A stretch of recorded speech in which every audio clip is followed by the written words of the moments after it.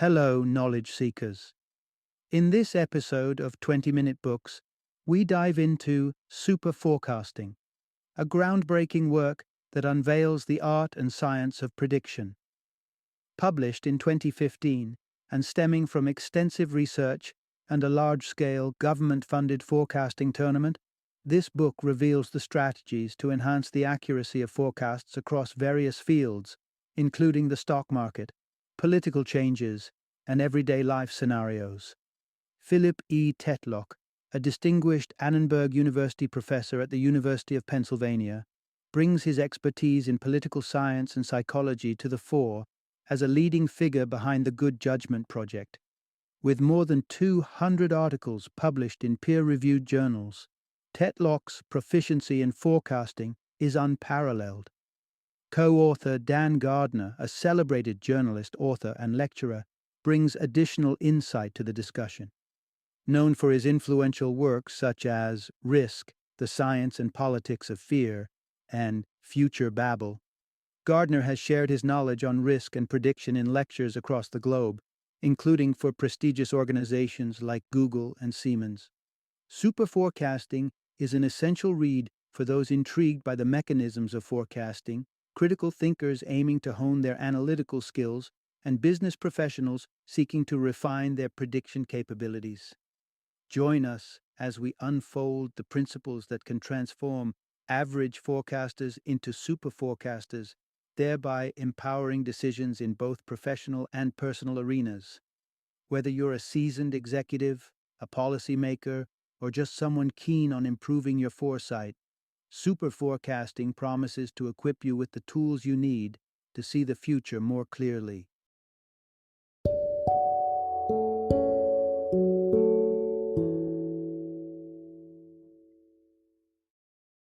Superforecasting, the art and science of prediction. Introduction. Unlock the secrets to masterful predictions. In every corner of our lives, from the unpredictable swings of the stock market to the anticipation of next weekend's sports results, our quest for foreseeing the future is unending. Whether it's the weather or the next big tech innovation, we're constantly making predictions, wishing, hoping, and sometimes even expecting our forecasts to hit the mark accurately.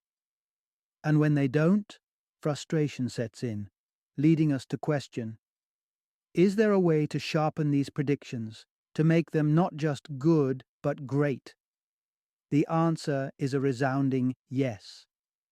Welcome to the world of superforecasting, a realm where predictions are not static but dynamic, where they adapt and morph with every new piece of incoming information, analyzed meticulously for continuous improvement long after the predictions have passed their expiry date. This journey into the intricate craft of superforecasting will reveal insights into how predictions can transcend their current limits, transforming from mere educated guesses into precise, data-driven forecasts. Through this exploration, discover the audacious prediction made by the former CEO of Microsoft regarding the iPhone's market share. Unravel the mystery of how a savvy forecaster was able to predict the results of Yasser Arafat's autopsy, and understand why the collective intelligence of forecasting groups far surpasses the foresight of lone forecasters. Each of these accounts is not just a story, but a lesson in the monumental power of superforecasting, demonstrating that with the right techniques, clarity of thought, and an openness to continuously refine our forecasts in the light of new evidence, the art of prediction can be honed to a degree of accuracy previously thought unattainable. Let's embark on this fascinating journey together, unlocking the secrets to making predictions that don't just anticipate the future, but do so with astonishing precision. Part 1. Embracing the imperfect art of forecasting. Every day, we engage in the subtle art of forecasting, whether it's pondering over our next career leap or deciding where to invest our hard-earned money. Essentially, these forecasts are windows into our expectations for what tomorrow might bring. However, forecasting is an inherently flawed science. its precision frequently thwarted by the unpredictability of minor incidents blossoming into major outcomes.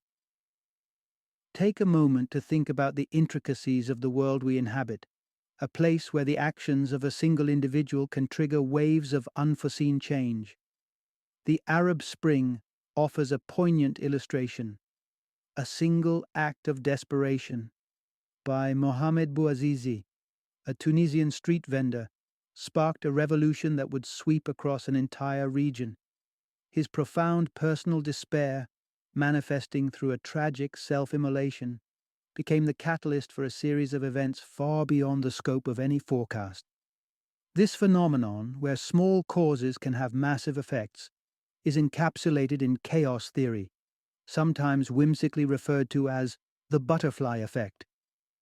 Edward Lorenz, an American meteorologist, brought this concept to the fore, suggesting that in complex systems like our planet's atmosphere, the smallest variances can set off a chain reaction of significant consequences. The imagery is vivid, a butterfly fluttering its wings in Brazil, potentially stirring up a tornado in Texas, illustrating the interconnectedness and sensitivity of our world. But the limitations of forecasting, rather than discouraging its practice, should inspire a refinement of the craft. Consider meteorology, Lorenz's own field, where short-term forecasts have achieved remarkable reliability. This success owes much to a culture of reflection and continuous improvement, where forecasts are systematically compared against actual outcomes to sharpen the accuracy of future predictions. The challenge lies in the fact that this meticulous approach to evaluating forecasts and learning from them is not universally applied across other domains. To transcend these barriers and enhance our forecasting capabilities, we must commit to a rigorous, ongoing process of measurement and verification. We must compare our anticipated visions of the future with the reality that unfolds, and in doing so, refine our ability to foresee with greater clarity and precision. This commitment to accuracy is not just a practice but a mindset, one that acknowledges the limitations of forecasting while striving tirelessly to overcome them. Part 2.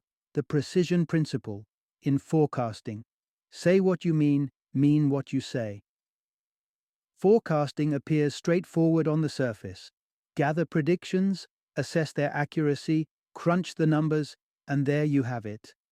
Yet, achieving true accuracy in forecasting is anything but simple. To truly gauge a forecast's correctness, one must first dissect the precise meaning of the initial prediction. Cast your mind back to 2007, when Steve Ballmer, then CEO of Microsoft, made headlines with a bold statement about the iPhone's future. Amidst widespread jeers and incredulity, given Apple's burgeoning stature, Ballmer's prediction seemed outrageously off base. Many quickly pointed out how, in time, Apple came to command an impressive 42% of the U.S. smartphone market, seemingly rendering Ballmer's forecast laughable. However, a closer examination reveals the substance of Ballmer's actual claim. He conceded that the iPhone could indeed become a financial success, but argued it would fail to secure a significant portion of the global cell phone market share, anticipating it would hover between 2 to 3%. Contrary to the sweeping dismissals, Ballmer's projection wasn't far from the mark. By the third quarter of 2013, as per Gardner IT data, the iPhone's slice of the global mobile phone sales pie was about 6%, exceeding Ballmer's estimate but not drastically so. Meanwhile, Microsoft software enjoyed widespread adoption across the global cell phone market. This brings us to a crucial lesson in forecasting: the importance of precision and clarity over vagueness. Phrases like could, might, and likely might populate many forecasts, yet these terms are ripe for misinterpretation, as different people might infer different degrees of probability from them. Instead, forecasters are urged to speak in numbers, grounding their predictions in percentages to convey chance as close to accurately as possible. Consider the grave implications of vague forecasting in the context of American intelligence agencies, the NSA and CIA, when they asserted Saddam Hussein possessed weapons of mass destruction. This assertion, which was proven wrong, led to a catastrophic invasion of Iraq. Had these agencies quantified their certainty, presenting it as, say, a 60% likelihood, it would implicitly acknowledge a substantial 40% chance of being incorrect, casting a shadow of doubt on the rationale for war. The lesson here is clear. In the realm of forecasting, precision is paramount. By adopting a quantifiable approach to predictions, forecasters not only enhance the clarity and utility of their forecasts, but also foster a more nuanced understanding of the probabilities at play, turning the art of forecasting into a more exact science. Part 3: Scorekeeping, the game changer in enhancing forecast accuracy.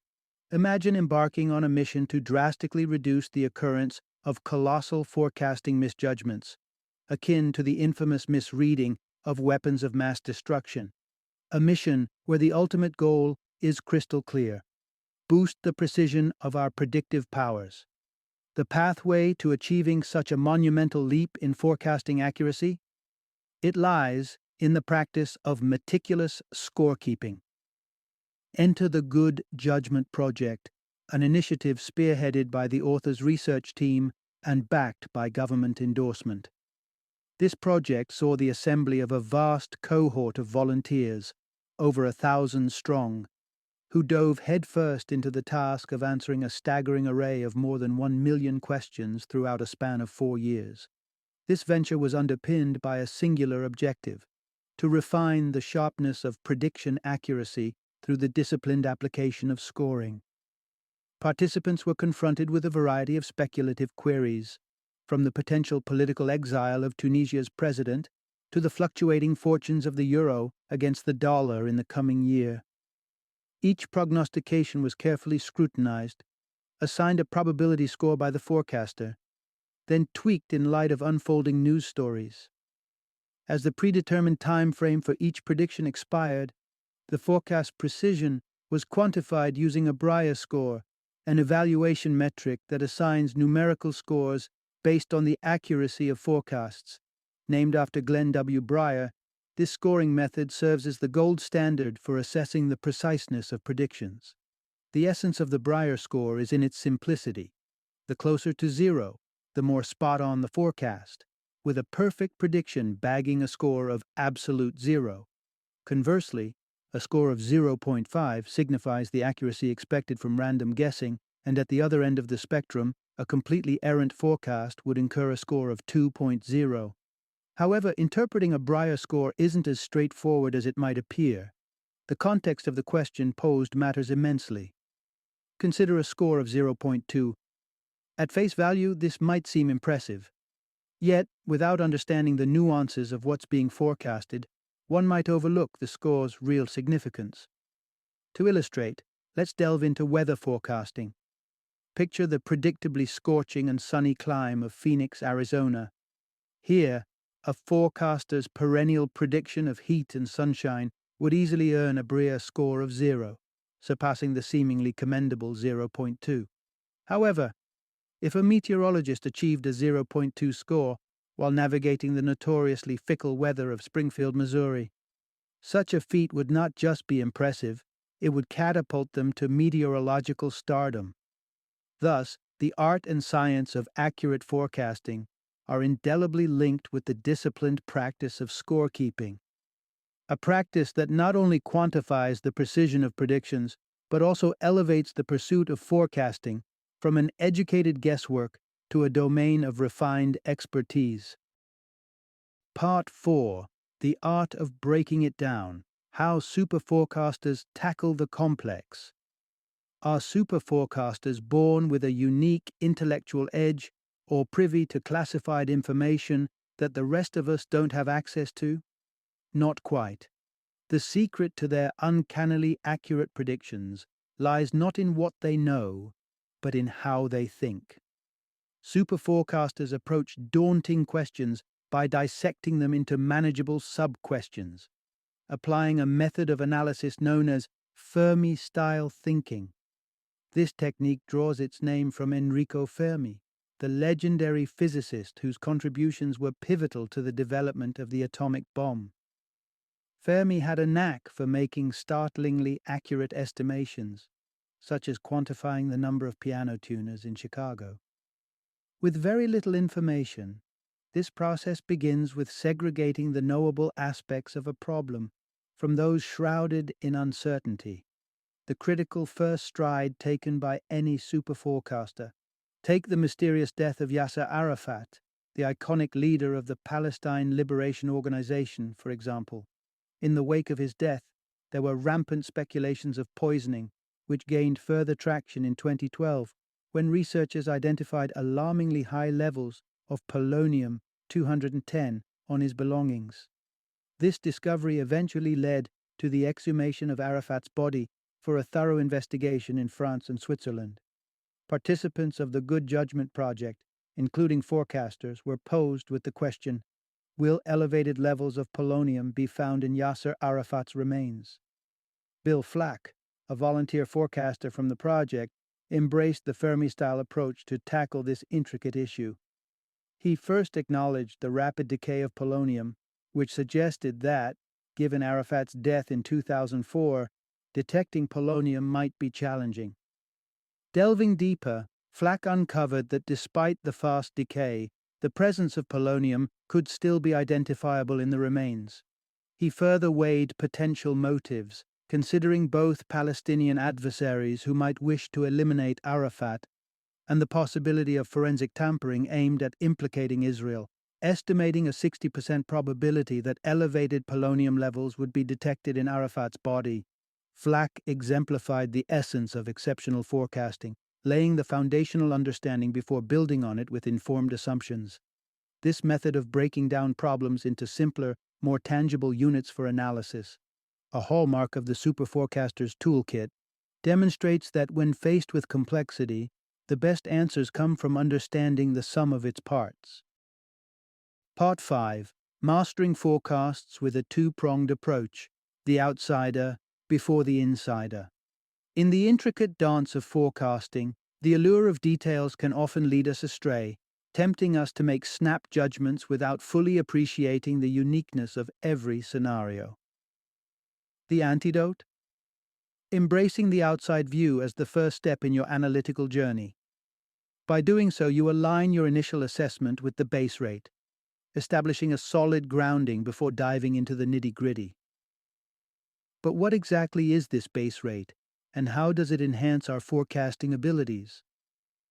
Imagine, if you will, a typical Italian family residing in the U.S., with a modest income derived from the father's bookkeeping job and the mother's part-time role at a daycare. Their household includes their child and the grandmother. Now, tasked with estimating the likelihood of this family owning a pet, one might be tempted to focus immediately on the specificities of their circumstances. But this is not the path of the superforecaster. Instead, a superforecaster would kickstart their analysis with an external perspective, seeking out the broader base rate of pet ownership among American households. A quick search could reveal that, on average, 62% of American households include a pet. This figure, gleaned from the outside view, sets your initial benchmark. Now, with this anchor in place, it's time to pivot toward the inside view, incorporating details specific to the situation to fine-tune your prediction. Returning to the case of the Italian-American household, having ascertained the 62% baseline, further inquiry into pet ownership trends among Italian families in the U.S. could provide the insights needed to adjust your estimate up or down based on relevant factors. The principle underpinning the outside view is known as anchoring.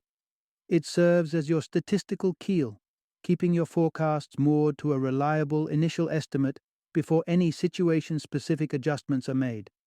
By contrast, plunging into the particulars without this anchor runs the risk of drifting into speculative waters, far removed from any objective baseline.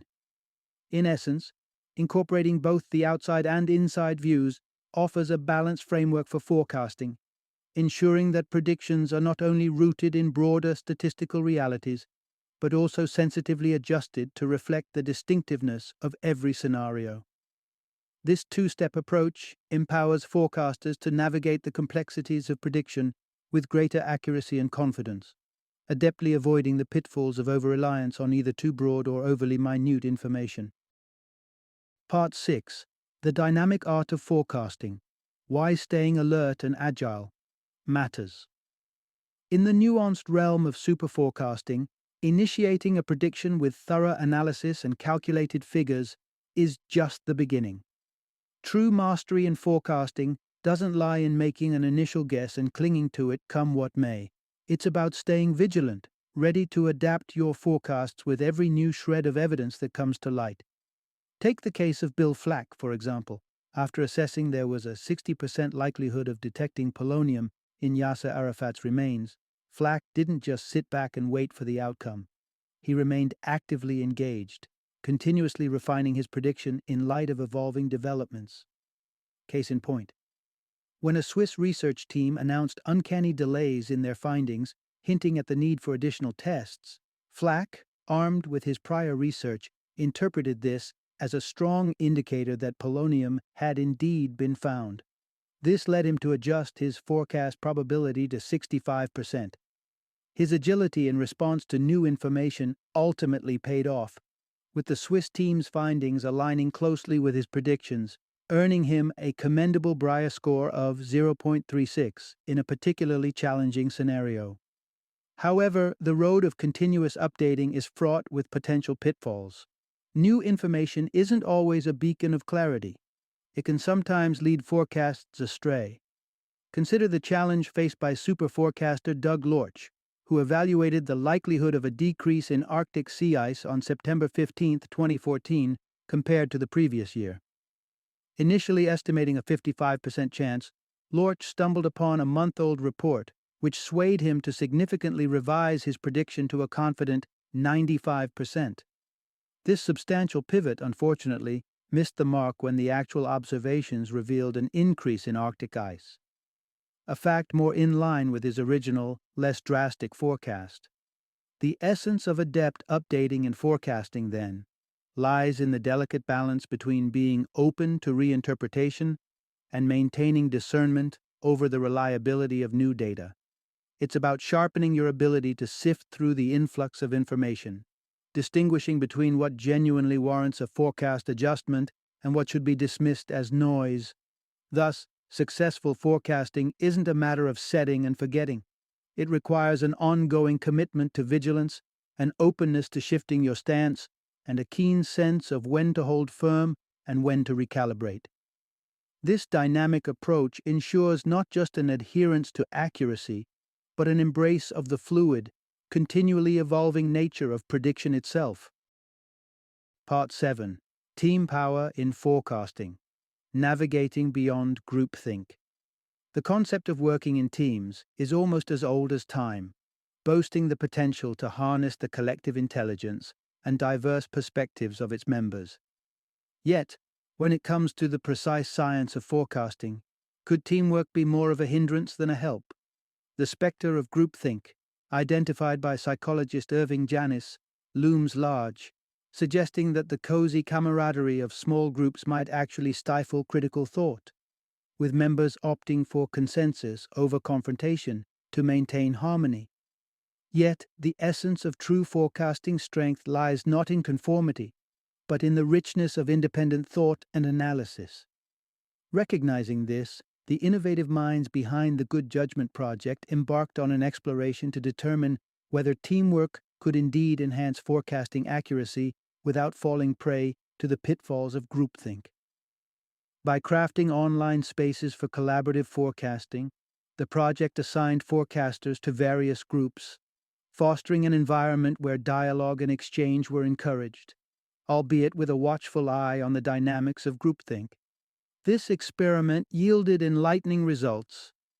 Groups, on average, outperformed individuals by a margin of 23% in accuracy, a testament to the collective wisdom embedded within well-functioning teams.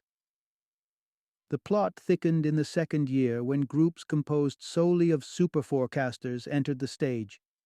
raising the bar for predictive accuracy significantly.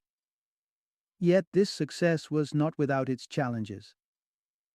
Elaine Rich, a distinguished superforecaster herself, observed a tendency towards excessive politeness within the groups, dampening the vital sparks of critical discourse and debate.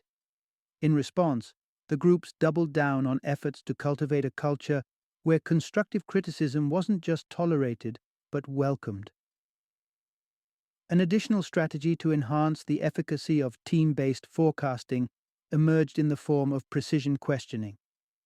This technique, which traces its roots back to the Socratic method of inquiry, involves delving deep into the intricacies of an argument by probing definitions and assumptions. This approach not only clarifies the basis of differing viewpoints, but also lays bare the thought processes underpinning conclusions, thereby facilitating a more thorough and critical examination of the forecasts at hand. In essence, the journey of leveraging team dynamics in forecasting underscores the delicate balance between fostering unity and encouraging rigorous scrutiny. By sidestepping the snares of groupthink through open, critical dialogue and precision questioning, teams can unlock a level of predictive accuracy that transcends the sum of their parts, embodying the true spirit of collaborative wisdom in the realm of forecasting. Final summary.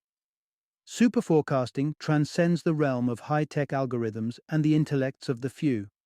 Instead, it emerges as a skill within reach for many, grounded in a methodical approach that anyone can master with dedication. At its core, superforecasting demands a commitment to relentless evidence collection, meticulous scorekeeping, and an unwavering willingness to revise predictions in light of new data. This disciplined path not only sharpens one's forecasting abilities, but also cultivates a mindset of constant learning and adaptation. Through understanding the nuances of precision, the dynamics of teamwork, and the balance between confidence and openness to change, the art of superforecasting stands as a testament to the potential of informed, thoughtful prediction in navigating the uncertainties of the future.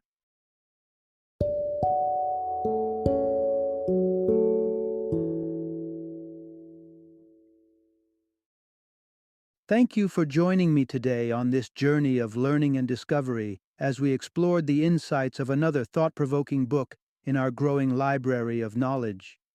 If you've enjoyed our time together, please take a moment to follow our podcast, give us a 5-star rating, and share 20-minute books with other knowledge seekers. Your support truly means a lot. Don't forget to join me again in the next episode, where we will delve into another enriching book. Until then, happy reading and happy listening.